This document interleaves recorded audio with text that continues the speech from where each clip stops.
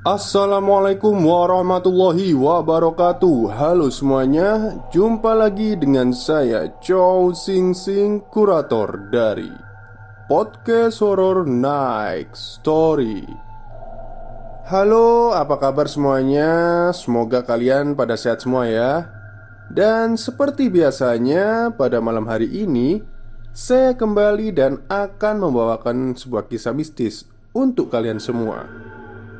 Dan seperti biasa, kisah mistis kali ini datang dari kiriman email. Namun narasumbernya tidak bisa saya sebutkan karena ceritanya ini sifatnya sensitif ya. Seperti apa kisahnya? Mari kita simak. Selamat malam Mr. Chow Sing Sing. Kita bertemu lagi dalam sebuah tulisan. Sebetulnya tulisan ini sudah saya tulis sejak lama. Namun baru sekarang saya beranikan diri untuk kirimkan ke podcast Horror Next Story. Kali ini saya akan menceritakan tentang kisah yang mungkin agak sedikit jauh dari kisah horor tentang hantu atau tempat angker. Sebuah kisah tentang saya dan seorang teman saya yang saya temui sekitar tahun 2014 yang lalu di sebuah ibu kota. Namanya Ahmad, seorang remaja blasteran. Saya berkenalan dengannya ketika saya sedang bekerja di sebuah klub malam, tempat saya biasanya bekerja di kota X. Malam itu, setelah giliran saya nge-DJ selesai pada pukul 1 malam, melalui manajer saya, dia mengundang saya untuk ke sofa VVIP, tempat dia duduk yang dia booking untuk dirinya sendiri. Saat itu yang terfikir oleh saya adalah, orang gila macam apa dia ini yang bisa membooking sofa VVIP hanya untuk dirinya sendiri.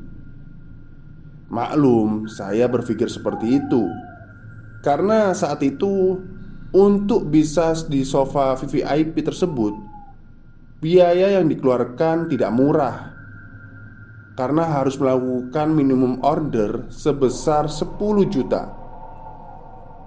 Dia mengajak saya berkenalan dan mempersilahkan saya untuk duduk.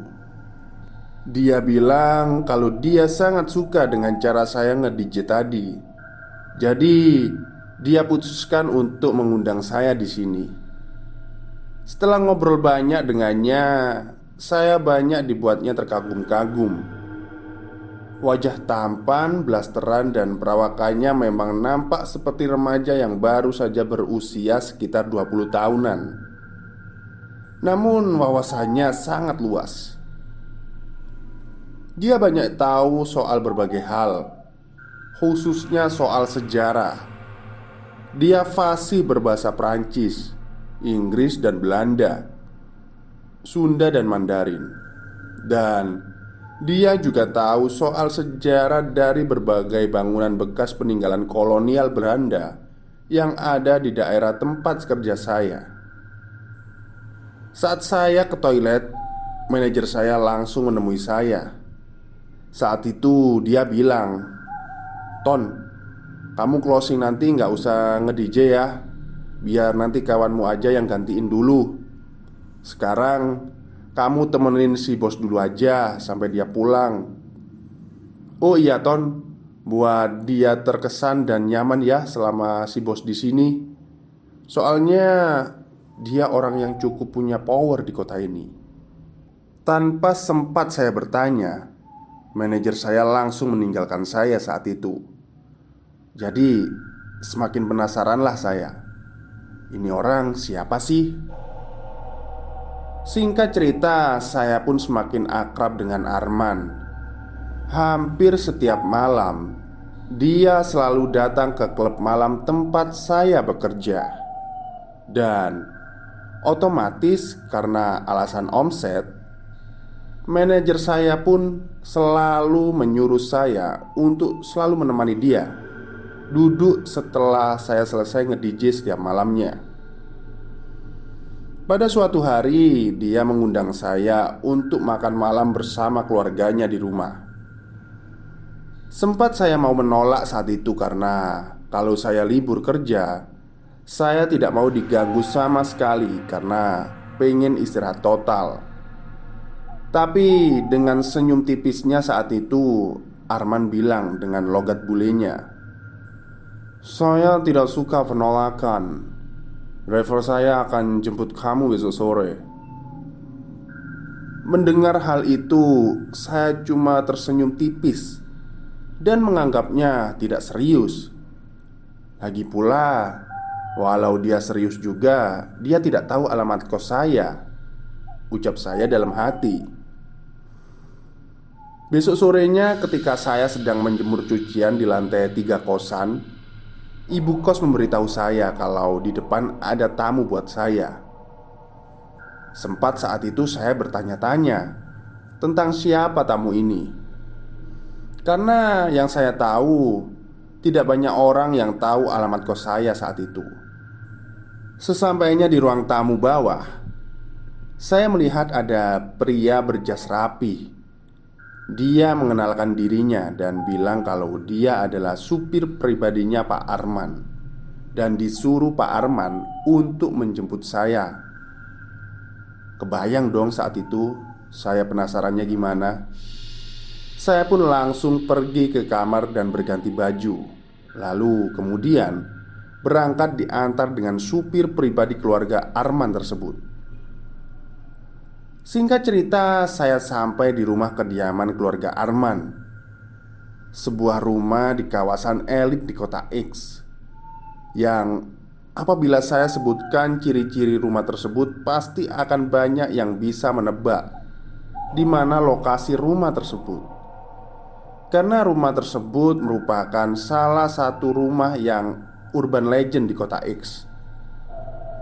Saya sendiri sempat percaya tidak percaya bisa masuk ke rumah ini dan baru tahu kalau ini tuh rumahnya Arman.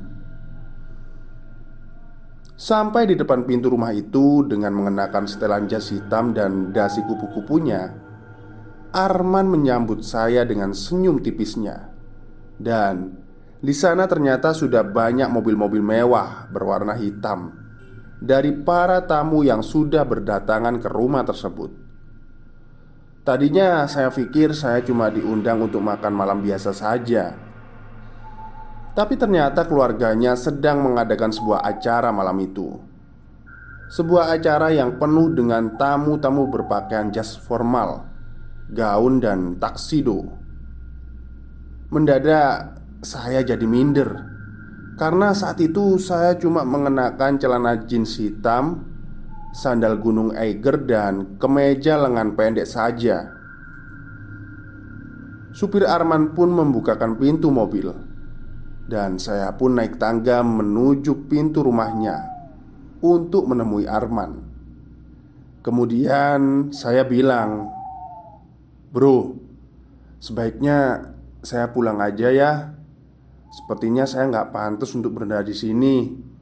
Saya minder. Selain itu kayaknya saya salah kostum deh." Arman pun menjawab dengan senyum tipis, "It's okay brother. Saya sudah tahu. Itu sebabnya saya sudah siapkan jas untuk kamu pakai. Mari ikut saya." Arman pun mengajak saya ke kamarnya dan menyuruh saya untuk berganti pakaian taksido yang sudah dia siapkan. "Saya pesankan taksido ini spesial untuk kamu di acara ini," ucap Arman. Hah? Mendengar ucapan itu, lagi-lagi saya dibuatnya penasaran. Setelah berganti pakaian, Arman pun menyuruh saya untuk mengenakan sebuah topeng hitam yang hanya menutupi bagian sekitar mata saja. Arman bilang bila semua anggota keluarga yang hadir di malam ini diharuskan untuk memakai topeng ini. Ini sudah menjadi aturan dan tradisi. Acara malam itu berlangsung meriah dan serba glamor. Saat itu Saya cuma merasa jadi rakyat jelata yang terperangkap dalam sebuah acara para bangsawan. Acara diawali dengan diadakan tarian yang disebut dengan slow waltz dance di ruang tengah rumah tersebut. Slow waltz dance adalah sebuah tarian dansa klasik Eropa dan dilanjutkan dengan sebuah makan malam. Saat saya dan Arman memasuki ruang makan, mendadak selera makan saya hilang karena melihat dekorasi mengerikan yang ada di setiap meja di ruangan tersebut. Seingat saya, di sana ada boneka bayi yang seolah-olah dimutilasi, yang diletakkan di meja besar di atas meja yang lengkap dengan darah, yang nampaknya itu adalah darah asli. Ada juga dekorasi kepala kambing di setiap nampan yang ada di bawah pelayan di sana. Dan yang tidak kalah mengerikan lagi adalah dekorasi patung sepasang pengantin tanpa kepala, lengkap dengan warna merah darah-darah di sekitar lehernya. Arman yang sedari awal menyadari kalau saya sudah mulai ketakutan, dia memegang pundak saya. Sambil memperlihatkan senyum tipisnya, dia bilang kalau semua ini hanyalah sebuah tradisi saja. Jadi, gak usah takut. Acara jamuan makan pun dimulai. Saat itu, saya duduk di sebelah Arman, di kursi sebuah meja makan yang berbentuk persegi panjang. Dalam ruangan tersebut terdapat 2 buah meja berbentuk persegi panjang yang sudah diisi oleh para tamu di sana. Sebelum acara makan dimulai, salah seorang yang duduk di ujung meja berdiri dan membaca sebuah doa. Doa apa itu? Entahlah, saya juga tidak tahu doa itu apa dan dari agama apa. Yang jelas, setiap rapalan doanya terdengar seperti bahasa Latin kuno. Setelah pembacaan doa tersebut selesai, datang beberapa pelayan yang menuangkan sebuah minuman ke gelas wine masing-masing kepada para tamu. Setelah itu, para tamu langsung berdiri dan mengangkat gelas yang sudah terisi minuman masing-masing. Saat itu, mata Arman seolah memberi kode untuk saya agar melakukan hal yang sama persis seperti yang tamu lainnya lakukan di ruangan itu. Lalu Arman berkata dengan logat bulenya, "Setelah ini kamu minum secara sekaligus ya, karena untuk orang yang baru minum ini akan terasa tidak enak rasanya. Minum jangan sampai tidak habis, karena bila tidak habis itu merupakan suatu penghinaan di sini." Saat itu saya hanya mengangguk saja. Tak lama setelah itu, semua tamu yang ada di sana, termasuk saya, langsung serentak secara bersama-sama meminum minuman tersebut. Sesuai dengan anjuran Arman, saya pun meminum minuman itu secara sekaligus.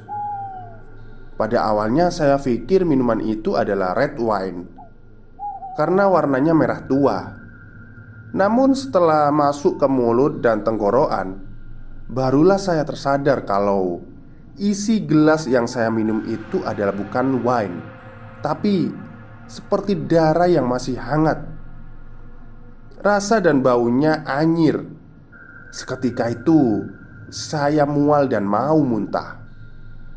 Saya pun menahan rasa mual saya dengan cara menutup mulut saya agar saya tidak muntah saat itu. "Bro, tolong antar saya ke toilet dulu," ucap saya pada Arman. Arman dengan senyum tipisnya saat itu langsung mengantarkan saya ke toilet yang jaraknya lumayan jauh ke belakang. Di sana saya nyaris muntah karena menahan rasa mual di perut saya. Setelah dari toilet, saya pun langsung kembali ke meja makan. Setelah saya dan Arman duduk, para pelayan pun langsung menghidangkan daging steak yang dimasak medium rare, alias hanya dipanggang sebentar di api kemudian dihidangkan.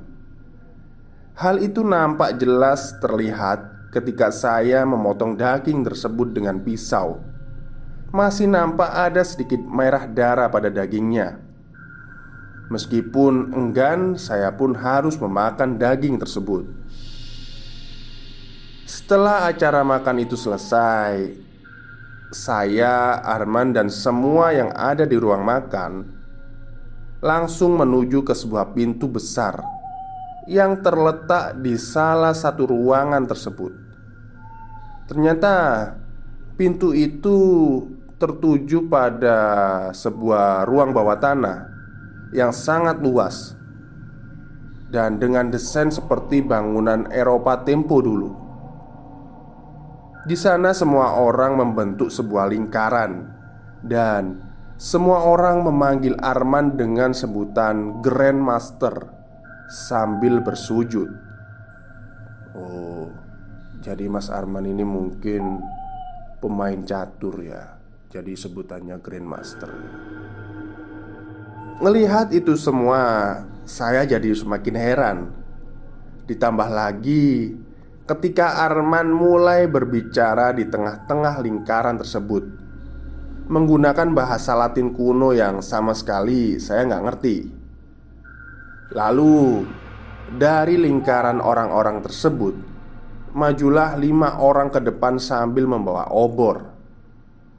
Saat api di obor tersebut disentuhkan ke lantai, api tersebut tiba-tiba langsung merambat dan membentuk sebuah pola bintang segi 6. Dan Arman berdiri tepat di tengah garis api tersebut. Wah, kalau diceritain pokoknya semakin aneh lah. Api pun padam dan kami langsung menuju ke sebuah lorong yang sangat panjang. Di ruang bawah tanah tersebut ternyata ada lorong yang mengarah langsung ke sebuah taman di kota X yang bernama Taman Prasasti. Sebuah taman yang menurut saya lebih mirip kuburan Belanda. Kami keluar dari lorong tersebut melalui sebuah makam yang berbentuk seperti rumah kecil. Jujur, malam itu saya seperti terhipnotis dan hanya bisa ikut-ikutan saja dalam acara aneh itu. Waktu menunjukkan pukul 1 malam dan acara pun selesai. Semua orang langsung menuju ke mobilnya masing-masing yang sudah terparkir di luar taman tersebut. Arman pun membukakan pintu mobilnya untuk saya dan langsung mengantar saya pulang ke kosan. Sungguh, malam itu aneh sekali. Esok harinya selama seharian itu saya demam di kosan. Tapi nggak lama, setelah maghrib tiba, demam pun reda. Karena merasa sangat sehat, saya pun berangkat kerja setelah sholat maghrib. Malam itu tidak seperti biasanya. Tenggorokan saya terasa kering sekali. Pokoknya malam itu saya ngerasa haus banget. Entah sudah berapa gelas saya minum, tapi saya tetap haus. Seperti biasa malam itu Arman memanggil saya untuk datang ke sofanya dan mengajak saya ngobrol. Di sela-sela obrolan, Arman bertanya kepada saya, "Kamu haus?" "Ya," saya jawab. "Sepertinya saya lagi sakit tenggorokan nih," lanjut saya. Arman pun menuangkan sebuah minuman ke dalam gelas saya dan memberikannya kepada saya.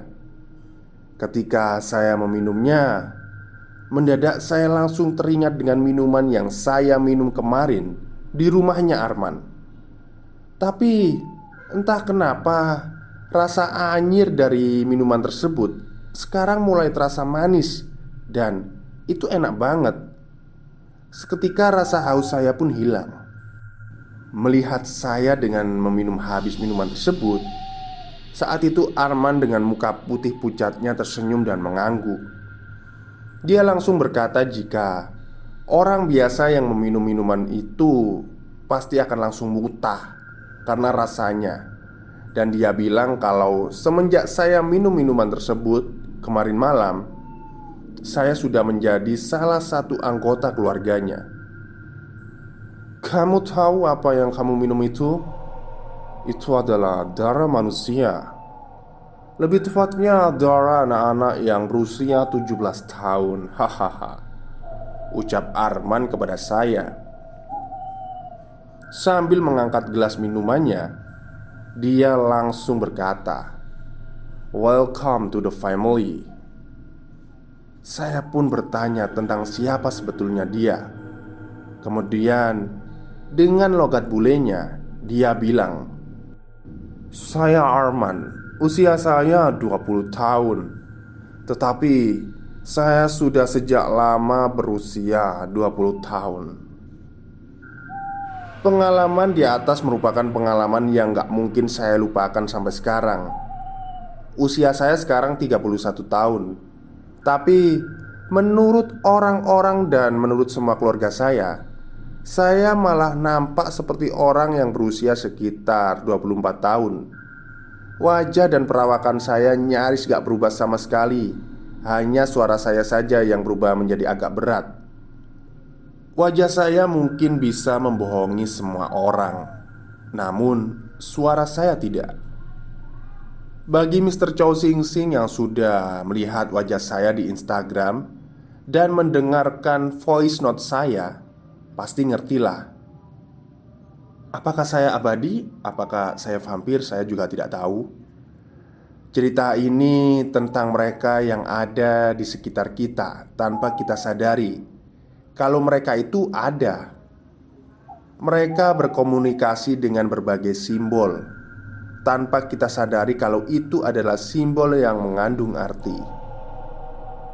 Banyak orang-orang yang sering membicarakan keberadaan mereka. Namun hebatnya mereka, orang yang membicarakan dengan lantang tentang mereka pasti langsung dicap sebagai orang gila, ngawur atau sebagainya. Mereka menggabungkan hal mistis, ilmu pengetahuan, dan kekuasaan. Sekian cerita dari saya untuk malam ini. Baik, terima kasih kepada Mas yang tidak bisa disebutkan namanya ya. Dan iya, benar, saya kira itu Anda itu berusia sekitar 25 tahun, 24 tahun ketika saya melihat foto di Instagram Anda gitu. Gak nyangka ternyata 31 tahun ya. Apakah memang selesai minum darah itu tadi? Cerita malam ini cukup menarik sekali. Benar-benar menarik. Dan saya juga agak merasa takut ya. Tapi ya nggak apa-apa lah. Mungkin ini bisa dibuat pengalaman atau sebuah pembelajaran bagi kita semua yang ada di channel ini, bahwa kita juga harus berhati-hati dengan orang asing. Dan juga pokoknya ngeri ya kalau kalau mengalami langsung itu. Tapi untungnya, ada untungnya juga wajah Mas siapa ini yang tidak bisa disebutkan ini terlihat muda sekali. Padahal usianya udah 31 tahun. Ini mungkin ya penyebabnya. Oke, mungkin itu saja yang bisa saya sampaikan pada malam hari ini.